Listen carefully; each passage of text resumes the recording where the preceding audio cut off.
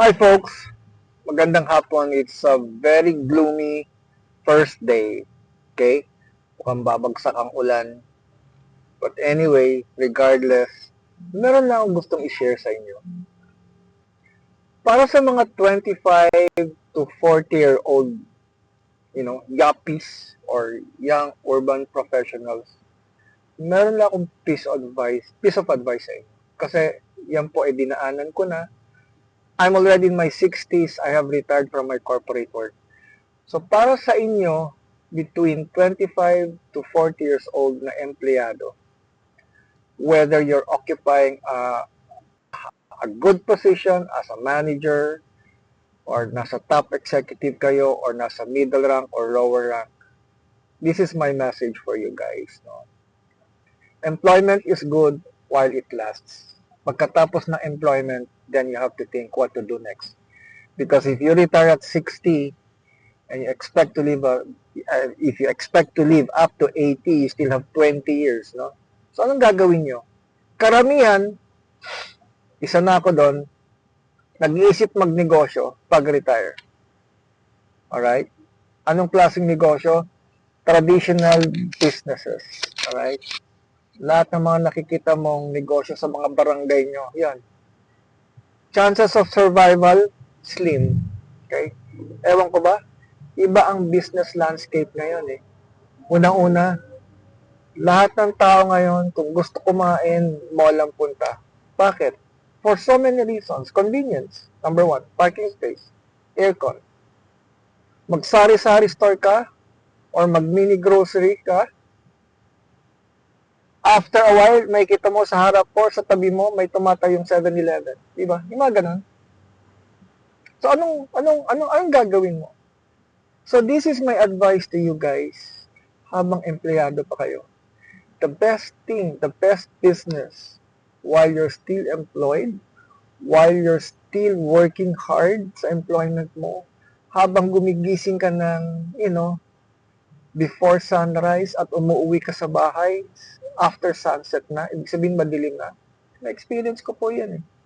Aalis ka ng bahay, wala pang araw, uuwi ka ng bahay, wala ng araw, and yung time mo para sa family mo, very limited eh. Pagod ka na eh, okay? So, anong next best thing, based on my experience, is you go into a business that will allow you to work habang nagtatrabaho kayo, habang empleyado kayo. Anong business yun? Hindi naman po pwedeng traditional business kasi kailangan mong hands-on, di ba? So, it's no other than direct selling. And direct selling has already evolved into leverage business. Kung yung mga ibang brands nagla-leverage na, ibig sabihin, lahat ng kanto nandoon sila, leverage eh. Dinuduplicate na yung sarili nila eh. Lahat ng bangko, lahat ng insurance, lahat ng sasakyan, lahat ng restaurants, pansinin mo, leverage eh, kung nasaan-saan sila. You can also do the same thing sa direct selling. Nag-leverage na rin ang direct selling. Nag-evolve na rin eh. Hindi na siya yung traditional selling lang eh. It has become a leverage business which is called, guess what? Network marketing, di ba? Okay. Sasabihin nyo, scam. Okay, believe it or not, it is not. As long as you choose the right company, you choose the right leaders, you choose the right management, you choose the right product, you can never go wrong. Anyway, think about it. Okay? Magtratrabaho kayo for 40 years, assuming mag-uumpisa kayo mag-work at 20 or 21, and you spend 40 years of your life. So by the time 60 ka na, magre-retire ka na, di ba?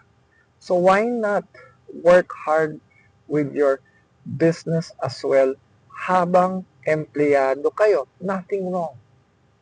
By the time you retire, after 40 years, yung business, yung direct selling na pinalaki nyo, na pinagtsagaan ninyo, by that time, your network is already big na hindi nyo na problemahin kung ano yung gagawin nyo for the next 20 years. Yun yung magiging retirement work ninyo, and besides that, ang laki na po ng passive income nyo. So, ang cost po dito is time. Habang bata pa kayo, you do it. Huwag nyo akong susundin na pagdating ng 60, ngayon pala ako magdi-direct selling MLM. Not wrong, not too late, pero sinasabi ko, habang bata pa kayo, habang kumikita pa kayo sa employment nyo, build something on the side. Kasi based on my experience, pag tapos na kayo sa private employment, that's it.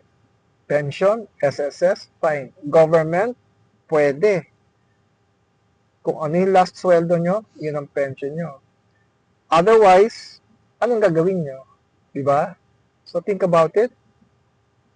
If you have, this desire, kahit desire, or wish, or ambition, let's explore on that. Get in touch with me. Nandiyan dyan po yung number ko at yung email ko sa profile ko. Reach out. Let's explore. Let me guide you on how to do it, and we do it together. Thank you, and stay healthy.